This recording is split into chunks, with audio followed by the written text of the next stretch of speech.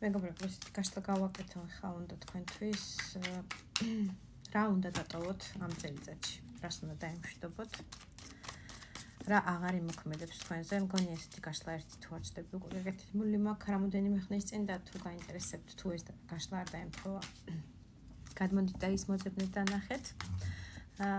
და საერთოდ ჩემი გაშლები თუ არ ემთხვევა ხოლმე, შეგიძლიათ გამოვიდეთ ჩემ გვერდზე და სხვა გაშლა არჩევთ. იმისთვის რომ გავიგოთ რამდენად თქვენია ეს გაშლა, ვინ ხართ თქვენ, რა ენერგიებში ხართ და პირადი გაშლებისთვის პირად შემამწერეთ ფასებს, დეტალებს და ყველაფერს შეძლებს დაგვარად მალევე მე დაგაკვალიანებთ და აქვე გავცემ კითხვაზე პასუხს. ძალიან ბევრი მომდის ამაზე კითხვა, რომ ერთ კითხვაზე გაშლას, პირად გაშლას არ ვაკეთებ მე მეგობრებო. და 2-3 დღის მაქსიმუმ ვადებში, მაქსიმუმ 3 დღის ვადებში ვაკეთებ ხოლმე პირად გაშლებს, ამიტომ ვისაც არ გაქვს მოცდის საშუალება და მოცდის დრო და კარგ ჭალებში, ჩემ თავს კარგ ტაროლოგად თვლი, მაგრამ თქვენთვის მომინდია, თუ არ გაქვთ კარგი ტაროლოგის 2-3 დღე რომ დაელოდოთ კარგ პასუხებს და სწორ პასუხებს, ასე ვთქვათ, კი ბატონო, მიმართეთ ნებისმიერ სხვას. მე ჩემი გრაფიკი მაქვს და ძალიან გადატვირთული დროის გრაფიკის გამო სხვანაირად უბრალოდ არ გამომდის. და მარტო თქვენ არ ხართ, თქვენ ბევრი ხართ და მე ერთი ვარ. ამიტომ ასეთი ვარიანტებია მოკლედ. წავედით ხა გავიგოთ ვინ ხართ თქვენ და რამდენად თქვენი იქნება ეს გაშლა. ვინ ხართ თქვენ? იმპერატორი მობრძანდა თავად. გაშლა არის ორივე სქესისთვის მეგობრებო. და თქვენ თავზე მოირგეთ ხოლმე. ამ შემთხვევაში მამაკაცი ამობრძანდა იმპერატორის სახით. იმპერატორი ეს არის ძალიან ბრძანებელი ტიპაჟი ხართ, პირდაპირ გეტყვით. ერთი კარტით გავაკეთებ ამ იდენტიფიკაციას და ამ გაშლისას. იმპერატორი ეს არის როგორც წესი ვერძის ნიშანი შეიძლება წარმოადგენდეთ ვერძის ნიშანი იყოთ, მაგრამ აუცილებელი არ არის საერთო გაშლაში ბრძანდებით ძალიან უფლებამოსილი ტიპაჟი. როგორც თქვენი სამუშაო რეჟიმიდან გამომდინარე, შეიძლება კარგ თანამდებობაზე ბრძანდებით, კარგი ესე ვთქვათ, ძალაუფლება გაქვთ რაღაცების თავი, რომ აი თქვენი ტრონზე დაბრძანდეთ და იქ მითითებები მისცეთ ადამიანებს, როგორ უნდა მოიქცენ. თქვენი ქვეშევრდომები იქნებიან სამუშაო რეჟიმში თუ თქვენი ოჯახის წევრები, ასე ვთქვათ, ეს უფლებამოსილება და ძლევამოსილება გაგაჩნიათ, რა მდგომარეობაშიც არ უნდა განვიხილოთ ამ შემთხვევაში. ასევე არის როგორც წესი იმპერატორი ხშირად მენეჯერის, დირექტორის, მფლობელის რაღაცნაირი აი ესეთი კარგი თანამდებობის პირის კარტი, ასე ვთქვათ. თქვენ სპეციალობაში რა სამსახურსაც და რა სამუშაოზეც არ უნდა მუშაობდეთ, ოჯახში თუ ვიტყვი იმპერატორი ასევე არის მეუღლის კარტი, შეიძლება გყავთ თქვენი პირადი საკუთარი ოჯახი, ასე ვთქვათ, პირადი ისეთი გამოვიდა.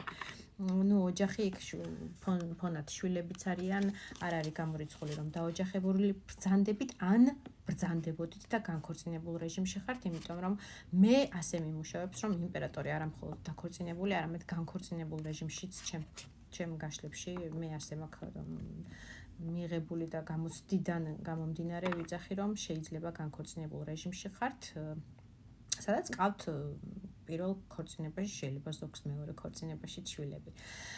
მოკლედ ძალიან ესეთი ძლიერი ადამიანი ხართ შინაგანად, უფლებამოსილების მოყვარული, როგორც უკვე აღნიშნე.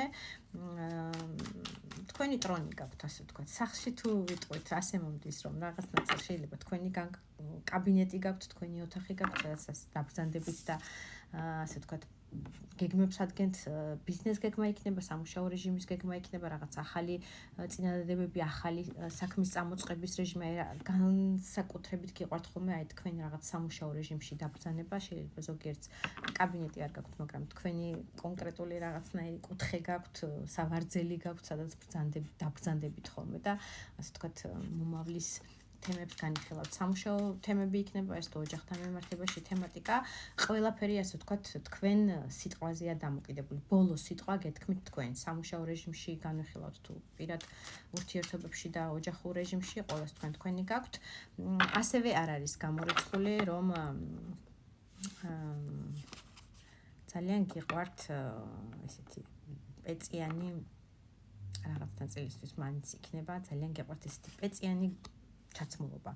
ეს შეიძლება საერთოდ ეზოში ჩადიოდეთ მაგალითად ან მარკეტში მიდიოდეთ სადმე, მაგრამ მაინც აი ესე თუნდაც სპორტულები იყოს, რაღაცა კარგი ბრენდული სპორტული უნდა იყოს, ისეთი და ისე უნდა გეცვათ, რო ჩადი ხართქვევით მაგალითს უყვები ამ დეტალსაც რაღაც ნაწილისთვის ესეც მომდის და იქნება, რომ აი თქვენი თავის არკეში რო ჩაიხედებით, გესიამოვნებათ და მოგწონთ და ესეთი ღირსშესანიშნავი ესეთი მიმზიდველი გარეგნობით და სერიოზული პიროვნება ბრძანდებითი ძალიან. მაგრამ აი ყოველთვის გიყვართ რაღაცნაირად თუნდაც იმ სპორტულებშიც კი აი კარგად რომ გამოიყურებოდეთ. თუმცა უმეტესი ნაწილისთვის აქ იმპერატორით თუ ვიტყვი, სპორტულებს უფრო ნაკლებად მისდევთ, უფრო ძალიან ისეთი კარგი კლასიკური ჩაცმულობის მოყვარული ადამიანები ხართ, თუმცა სპორტულებსაც არ გამოურიცხა, ოღონდ კარგი ხარისხის, კარგ სპორტულებს ესეთი გემრიელად ჩაცმოს. მოკლედ, ძალიან გამიგრძელდა ვიცი იდენტიფიკაცია და თუ ატყობთ, რომ თქვენზეა, თქვენი პიროვნებას წარმოადგენს, გაშლა კიდევ მეორე ორივე სქესისთვის არის. მაშინ გავიგოთ, რა უნდა დატოვოთ ამ წელიწადში. რა აღარ მუშაობს თქვენზე, რისგან უნდა განთავისუფლდეთ. გავიგოთ პირდაპირ, ბევრი რო აღარ გავაგრძელო. რა არის ეს? პირველ რიგში ფანტაზიები, თქვენი ფანტაზიორობის უნარი, რომელიც უკიდეგანოა 7,000-ით და ძალიან ბევრ ზოგჯერ ისეთ ოცნებებში გადაგაგდებთ ეს თქვენი წარმოსახვები და თქვენი ოცნებები ბიზნესზე იქნება, სამუშაო რეზიდენციაში, არ ვიცი რატო ამოვიცემ ეს ბიზნესი, მაგრამ მომდის სიტყვათ და ალბათ უნდა ვთქვა რაღაც ნაწილისთვის საჭიროა ესეც. ემოციურ ფონს განიხილავს თუ საერთოდ თასები უფრო ემოციური ფონია, უფრო თქვენი ემოციური ფანტაზიებით მდგომარეობა, აი ფანტაზიებში რო ეშვებით და ემოციას რომ ტყუილ უბრალო ვარდისფერს ათვალეს იკეთებთ ხოლმე რაღაცნაირად მომენტში, რომელიც უსაფუძვლოა შეიძლება და ძალიან დიდ პლუსებს აწერთ რაღაცეებს, ვიღაცებს, აი ეს ოჯახთან დაკავშირებული არის. 10-იან პენტაკლით საუბარი ოჯახურ ტრადიციებზე, საუბარია ოჯახურ სიმყარეზე. 10-იან პენტაკლი არა მხოლოდ ოჯახურია, ასევე შეიძლება როგორც უკვე ვთქვი, ფინანსური წარმატების კარტია, იმიტომ რომ ეს არის მაქსიმუმი 10-იან პენტაკლებში. თქვენ ბიზნესზე შეიძლება იყოს საუბარი, როგორც უკვე ვთქვი, თქვენ სამუშაო რეჟიმზე, ვინც თქვათ მენეჯერის, უფროსის, წარმოების ხელმძღვანელის, ესეთი თანამდებობის პირის როლში ხართ, რომ სიმყარე მიიღოთ ის მდგომარეობა და ის ფანტაზიორობა, რაც თქვენ გაქვთ ამ თემებთან დაკავშირებით, უნდა უფრო ნელა აწონდაწონილი, მაგრამ მყარად იაროთ წინ, იმიტომ რომ ძალიან ზედმეტი ფანტაზიორობის უნარი გაგაჩნიათ და კიდევ გავმეორდები, როგორც სიტყვიან, რომ ხშირ შემთხვევაში ფანტაზიორობად რჩება ამ თემასთან დაკავშირებით, ამიტომ ნელინაბიჯებით უნდა იაროთ წინ და არა ფანტაზიებში არ გადაეშვათ. ეს ფანტაზიორობა ამ წელიწადში უნდა დატოვოთ, დაასრულოთ, ასე ვთქვათ, ოცნებების თემატიკა და უფრო რეალობისკენ მიმართოთ თქვენი გონება, აი რეალურად რა არის, რა შანსებია და რამდენად გამომადგება ამაზე დამყარებული იმედები და აწყობილი, ასე ვთქვათ, ჩემი ის სტრატეგია და ის მიზანი, რაც მე მჭირდება ცხოვრებაში რო ვიარო. კიდევ რა უნდა დატოვოთ, გავიგოთ. მერვე მაღალი არკანია, მოდის აქ ეს არის ძალა. ესე იგი, აქ არის კონტაქტთან საუბარი, ფიზიკურ კონტაქტში ვინც იმყოფებით და მიზიდულობა გაქვთ და გაქვთ, ასე ვთქვათ, ინტიმური კავშირები, მაგრამ შეიძლება ეს არ იყოს თქვენი მეუღლე კონკრეტული, სხვა ადამიანზეც შეიძლება იყოს, არ არის აუცილებელი მეუღლეზე იყოს საუბარი, ვინც ოჯახში და დაოჯახებულ რეჟიმში ხართ.